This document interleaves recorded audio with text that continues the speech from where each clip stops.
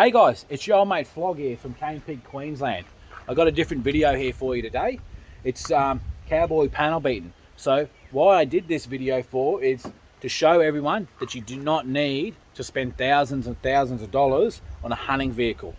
Now, fair enough if it's a family vehicle and you're going to have the one, but I have a family vehicle. I just wanted another vehicle so the kids could come out and make some memories.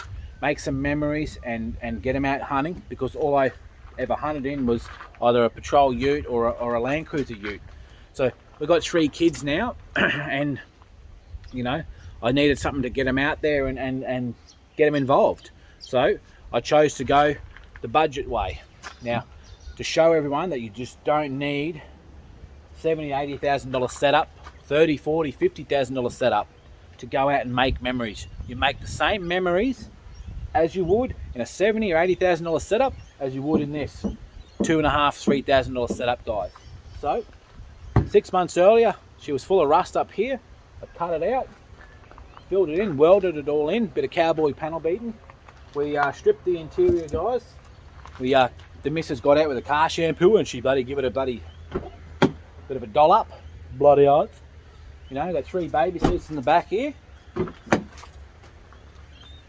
Bloody odds. And this, well, let me just chuck a squat here for a minute. Oh, bloody odds.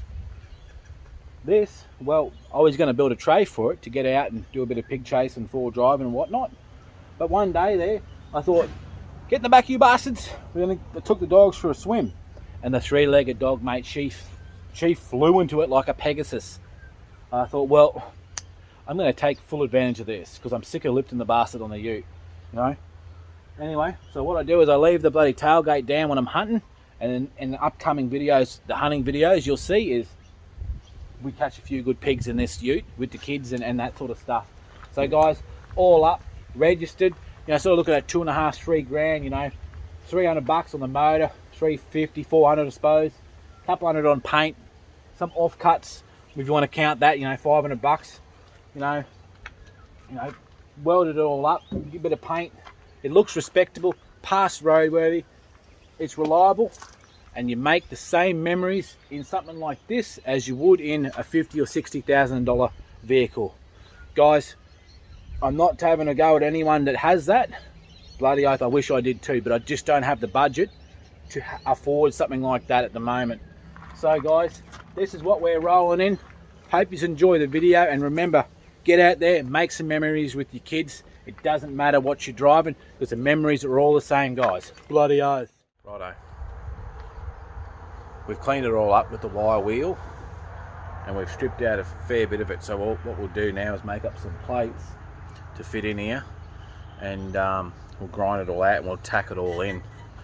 But I'll give you a look here.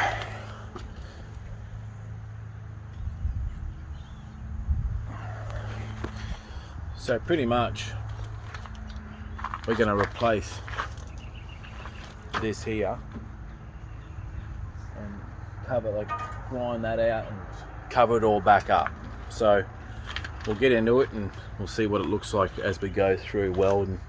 Hopefully it welds all right, but if not, we'll be bogging it. Righto, cut the first one out. I'll give you a quick look at that one. So just plug him up. We'll just plug it up and just tack it in there, and we'll just keep going along and make sure it all the angles are correct, and we'll fully weld it later. We'll just keep going. We'll just keep doing that. We'll just keep cutting them out and tacking bits in and bloody hell. Righto. So we're here. I got a call yesterday. I had to go and do some other stuff. But anyway, not to matter. We're here. Prop the bloody hood line down, so just in case it catches on fire. So we've got the welding blanket in here, but we can only protect what we can protect without ripping the whole car apart. So we've got a couple of fire extinguishers around. Anyway, look, we've got the car for bugger all. It doesn't matter if we get a few little holes in it, because we can fix them later. But look, the welding blanket's going to protect it. We've cut it out. Now we're just going to see how it welds. So we've got the welder set there roughly. we got the gas here is flat out. Well, not flat out, but we've got it at 15 at the moment. We're outside, but I'd say we're gonna have to go up because we've got a bit of breeze, so we might crank her up to 20 just to be safe. I hate gasless, but I might have to rip the gasless out yet. We'll see how we go. But we'll play around with these settings and we'll see how we go. But of course, how bad it is, usually you can get like a pretty good weld going. But with how bad that is, it's all thin and it's rooted, so I'm gonna have to get tack and just layer tacks. But I'm gonna try it with the MIG because not everyone has TIGs. I was gonna rip the TIG out, but most people I know that have MIGs, so I'm gonna try and do it with the MIG. Anyway, got it all tacked in. Now we just want to build tacks this corner and then back up here and then back over there. Try to distribute the heat correctly if we can, and I'll sort of show you what I mean.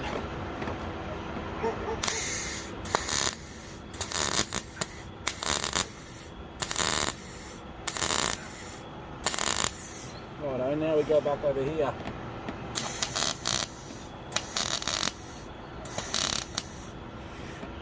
Back over.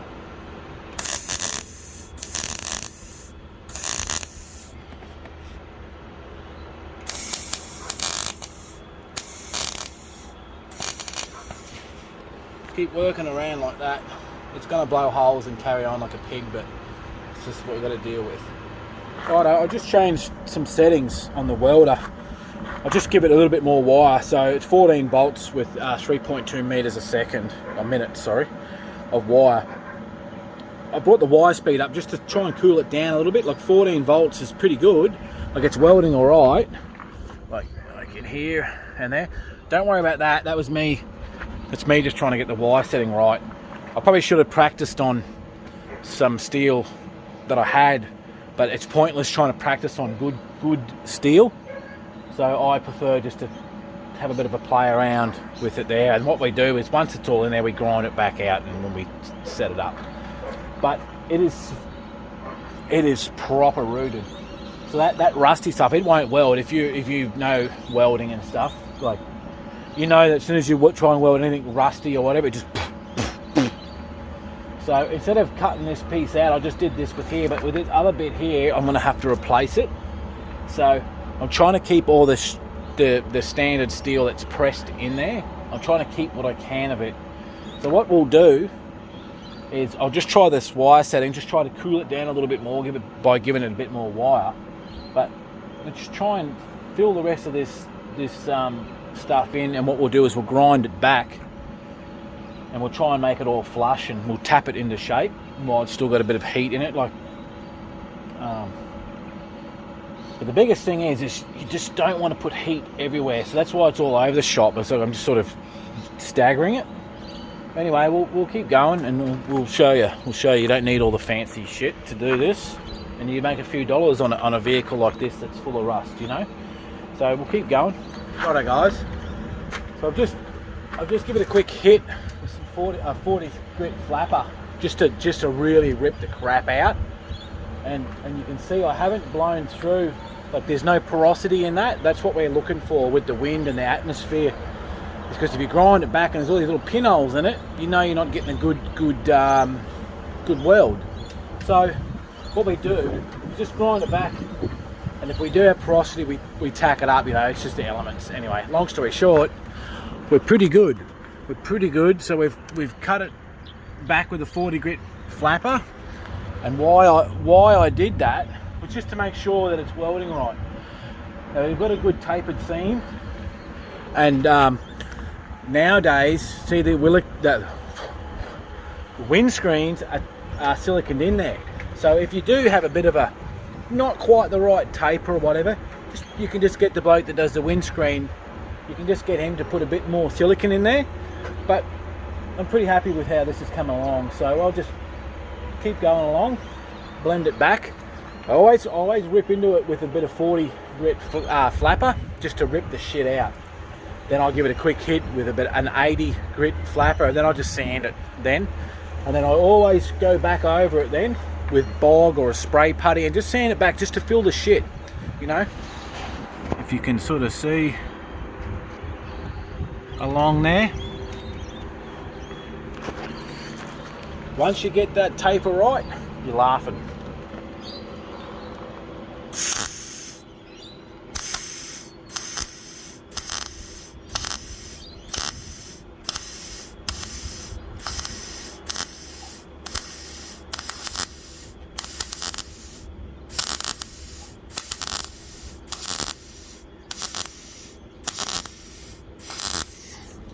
Righto guys, we've just bending up a piece of plate steel. It's like 1 mil.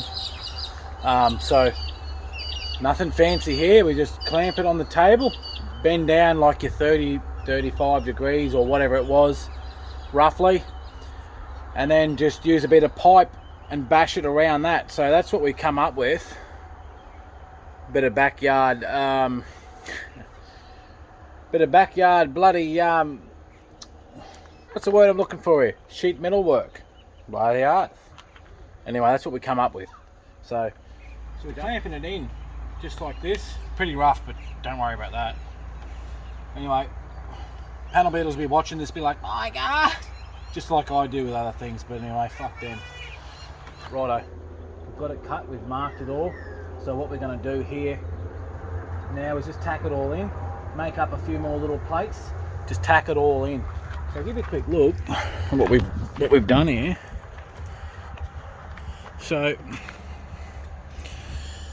we space it out just so it doesn't catch on fire and we can see. But as you can see in here, it's all rooted. So I'm going to wire brush all that out. I'm going to tack it all up. Same in here. I'm going to tack another piece in here and that there. Not a bog that. I've killed it. I've rust killed it all. Like all this here. Like if you want to spend hours and hours and hours, you can do all that. But because I don't have the correct tools, I would have liked to roll the whole piece, cut it, and put it all in there. But because I don't have the tools and I'm a bit of a budget, we're not going to worry about that. So we're going to just kill all the rust, grind it all back with a brush, get it back to bare metal, rust kill it again, and we're going to prime it in like a zinc rich etch primer, and we're going to paint it in, you know, a good primer just to kill the rust. It'll kill it. It will kill it. So it's just more or less, you know, cut out what you can to save your money. But we're going to keep going here, and we're going to put the windscreen, get the windscreen hopefully for it in the next few days. Anyway, we'll do this. Righto guys, we got this one tacked in for now, so I just want to make sure it's all flush, and I'll do the same. I'll keep tacking them all in, make sure they're all sweet, and we adjusted this welder again. Now it seems to be going real well. So we got 13.8 volts with 2.9 meters a minute of wire, and we're running a fair bit of gas, so it seems to be working really well at the moment. So what I'll do is I'll bend up a few more bits and get them in there. Righto guys, I'm on the blub. We've run out of daylight, but we got it all put in. We got it all tacked in and it's all ready to roll. It's all hammered into place. So what we'll do is we'll weld him up tomorrow and then we'll start painting him. But I'll give you a quick Bo Peep at her. Right out. We've tacked it all in. We've got a good nice seam in here. So it's all tacked in. You know, that's the other mess up there. But it's all in there, right? It's all in there. So it always with that, like, it is proper thin, like, ooh. It looks like trash, but it will blend well. It'll blend all right. So then we'll spray putty and bog it or whatever. We'll blend it. I'll show you. I'll give you a look. And then we'll blend it all in. We'll put the paint on it. We'll whop the windscreen in, and then we'll clean the rest of the shit out. And hopefully we're out pig chasing in her soon. Bloody hell, eh? Righto, we're back out this morning. Everything's all in place, all ready to roll. Well, we waited for the dew to dry. Obviously, it's a bit dewy this morning, so we just waited for that. But it's all in place, so we'll weld him all up, and then we'll hopefully get it all painted today. So bloody oath, let's get up there and get into it. While I'm thinking of it, guys, I'll just show you something here. Sort of got it all tacked in. It's fine, and it's splattering a lot. So a lot of welders nowadays, they have a setting which is called inductance, and what it does is laser weld in deeper. Don't quote me on it, but the higher it is, the smoother it runs. So on light jobs, I don't know, I've just turned the inductance up to flat out, so it's just laying a nice sort of weld at the moment, like spotting in there really well, where before it was sort of set at about half, where I usually set them at about half, sort of spraying a lot more slag and that sort of stuff around. But for you who don't know, that symbol there, that's inductance. So 13.8 volts, 2.9 meters a minute, and inductance is flat out 150. So seems to be working alright, and I'll find out in a minute. I'll grind it all back and make sure there's no porosity, but it seems to be doing the job at the moment. Oh, and the gas was flat stick yesterday because it was blowing its hole out. I've just turned it back down to 15 litres a minute. Bloody hell, eh? Right, I've just finished up. I'm just letting it cool out now. We've fully welded it. We're just letting it cool before I grind it. I'm going to put more heat in it by grinding it, so I just let it cool out, and I don't want to, you know, buckle it and whatever. But I'll give you a look. Sort of blowing through on the rust parts here. I couldn't even feel that, so I had to cut out a piece and mold into there. But other than that, it sort of went all right. But, you know, up here against the rust was bad, but like everywhere else, welded pretty good in the fresh sort of steel, you know. But at the end of the day, guys, we're just cowboy panel beating. That's all we're doing. We're just trying to get it, you know, prepped enough so it looks presentable, and we can pass it for a roadworthy and get her out pig chasing and get the kids out and that sort of stuff. So at the end of the day, is mock me all you like, but you know, I'll get it passed. You know, I don't have to spend thousands of dollars on panel beating. And look, guys, I'm not a panel beater. I've admitted that. You know, it is what it is. You know, I'm just showing you that anyone can do it, and you don't need any special sort of skills. Just know how to weld, and you know. But anyway, that's enough from me. Gas bagging. Bloody hell, eh? Hey guys, we just bogged her up. The old metal tech filler. Bloody old. Good gear. It's full of fiberglass strands, and it's got aluminium in it. You pretty much use it on anything, eh? But we've bogged it up now. So we're just trying to create a good service for the windscreen now. So everything's fully welded, everything's fully cut out, all the rust is killed. So what we're doing is we're just making a nice surface. So it doesn't matter how particular you are when you weld, it's still going to warp. It's still going to warp in some way. Alright, now unless you TIG it or something like that, then you're probably going to eliminate a lot of that. But when you MIG stuff like this, you're still going to warp it. You know, you're leaning on the bastard and all that sort of stuff. That's why we bogged it. So we'll bog it up, try to kill the imperfections, try to make it look good, you know what I mean? Anyway, we'll let this dry for half an hour. We'll come back and we'll sand it out, and we'll have a bit of a look. But I'll give you a squeeze, I'll give you a Bo Peep. I'll give you a Bo Peep. So you sort of try to keep that edge. Try to keep the edge. There's a fly. Oh, you bastard. Look at this poor bastard. He's stuck in there. Serves you right, mate. Walking in bloke's concrete. Hey? Oh no, he's gone. He's just pulling me leg. Bloody hell. Anyway, we'll let that sit, and we'll come back to it, and we'll sand her up, and hopefully it makes me look good. Bloody hell. Right, we've done our first round of sanding. So we've got some high spots here. I'm just marking with a pencil. So I'm not going to worry about marking the high spots because I can see where they are. So I'm marking all the low spots with a pencil. So I'm going to use car filler now. I'm pretty happy with how that's turned out. I'm just doing it by eye. So we're going to bog the rest up with car filler, and do it high. We're going to do it quite thick, and then we're going to sand it back.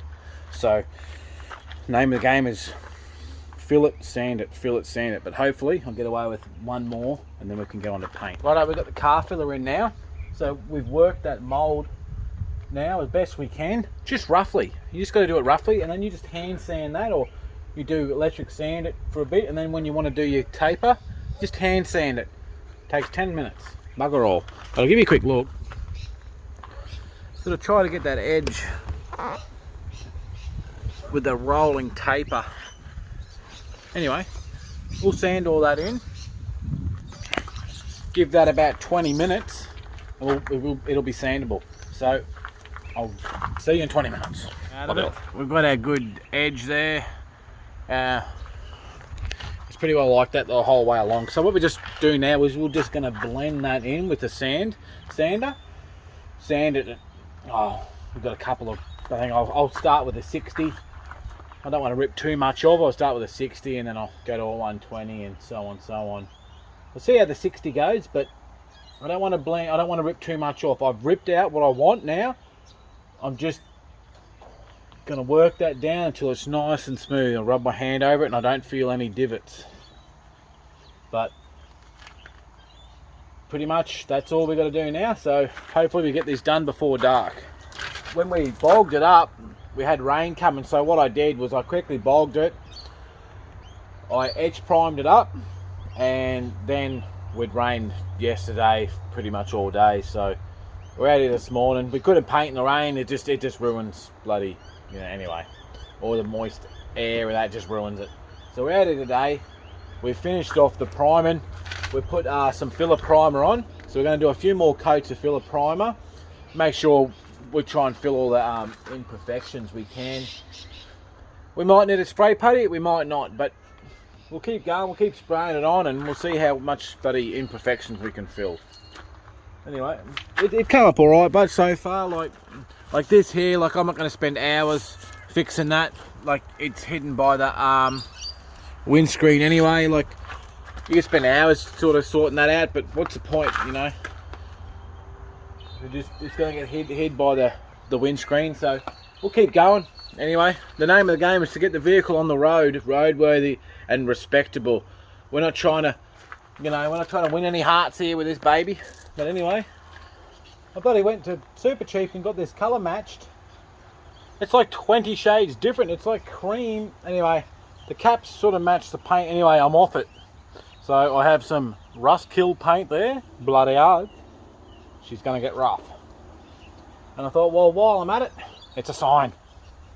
I've cleaned up my imperfections, so I bogged them back up, sanded it back down a couple of coats. I'll bog them up, I'll spray some primer over it, and the rust kill paint, mate, I'll use it on me pig traps and all that sort of stuff. It's pretty good gear, so it's a closer match, way like a couple of shades closer than what I've got here. So we're going to whack her on. Bloody hard. Anyway, we've took it back a bit here, so we've ground down this, we've sanded the clear coat behind it, so when we clear coat this and paint this, we should get a good blend. But anyway, I thought I'd take the time to patch up my imperfections and sort that out. Anyway, righto, we've been sanding it up now, so it's sanded up pretty nice. It's nice. Look, there's still a few imperfections in it. There's a few little knocks of that, but if we wanted to fix them, what we do is we just get out some bog and go over them in little spots. But I'm not too worried about that. I'm not going to sit here and polish a turd. At the end of the day, we're going to just put a spotlight through the roof. We're going to set it all up, and scratches and little dents and stuff is the least of my worries. To be honest, once it's all filled, all the imperfections you're not going to see once the windscreen's in it anyway. But it's all solid, it's all sound, so we'll paint it up. We'll start doing a few runs with some paint, and we'll see how it gets on. Righto, we've given a bit of spray putty here. Oh, old flog, giving it to her up the road there, heap of shit. Anyway, we've spray puttied it now. We just sanding it back, wet and dry. So now we're going to try and blend in some etch primer, or not etch primer, but some primer, and then we're going to try and blend our top coat. So yeah,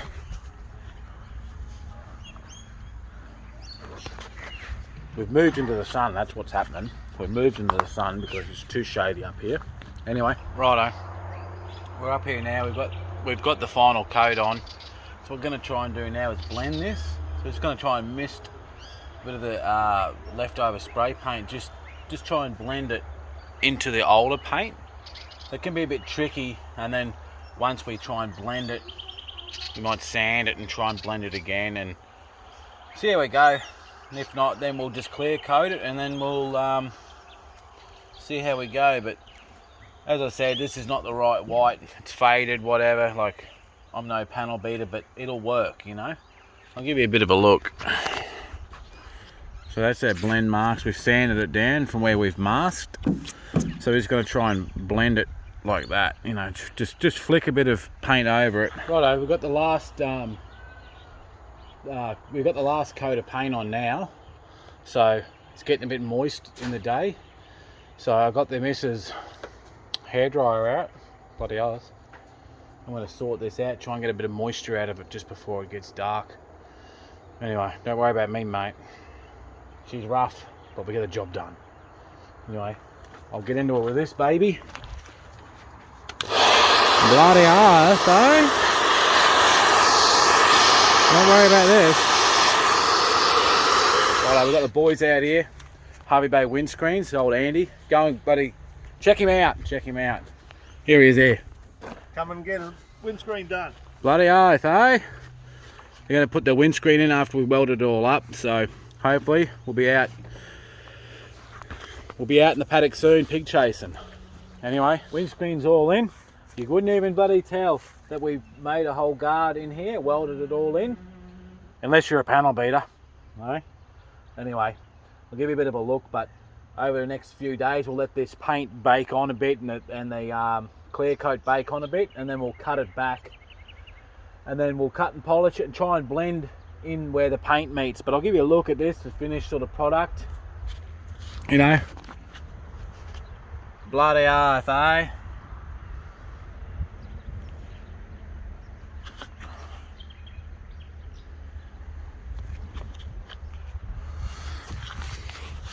Windscreen cost $260 or something.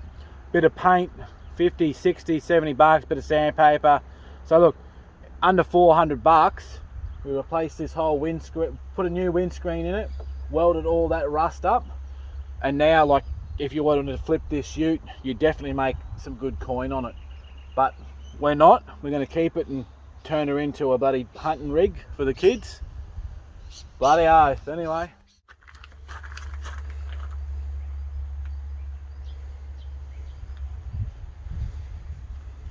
Righto, we've got all the interior back in, got it all cleaned up and what have you. Yeah, give it a bit of a car shampoo, degrees now, and yeah, it should come up all right.